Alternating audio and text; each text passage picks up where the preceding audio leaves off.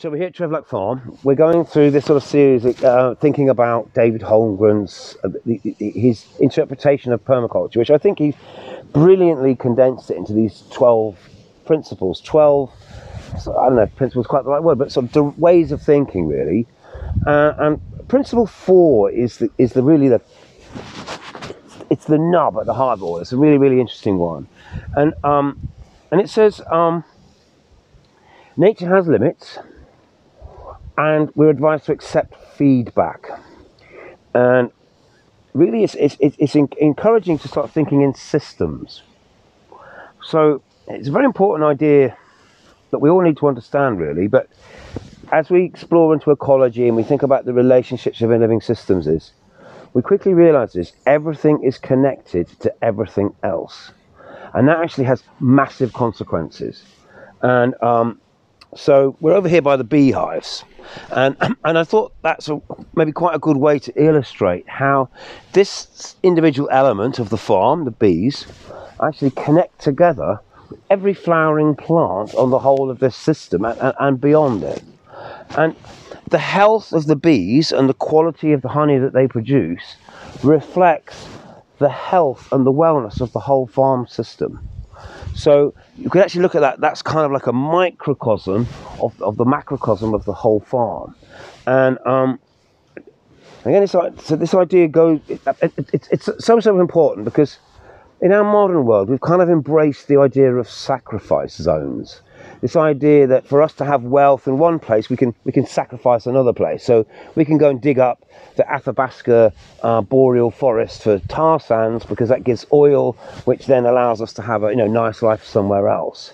Well, what David Holmgren's really putting out to us is we can't really do that, because that poison or the damage that we're causing in one place will bleed and affect and contaminate downstream areas, air pollution and so forth. We're causing long-term environmental damage because we're trying to conceal what we're doing by putting it the other side of the hill. As long as it's out of sight, it's out of mind. And actually that's what we can't do. So the central part of this principle really is that nature's constantly giving us feedback. It might be subtle, it might be hard to immediately decipher, to understand what it means, but we're getting information back all the time from the environment.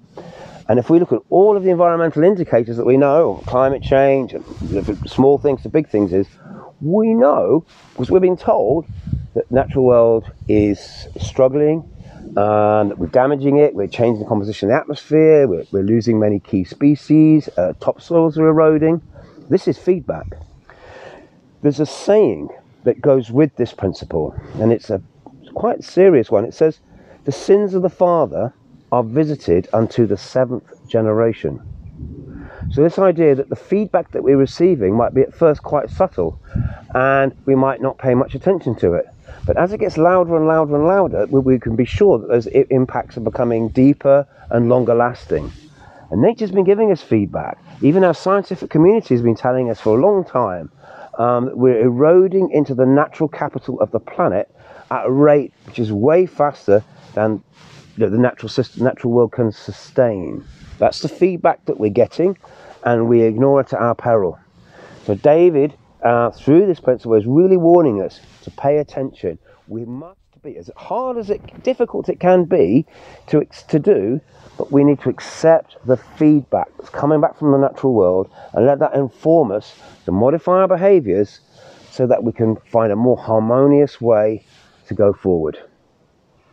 There you go. Principle 4. Thank you.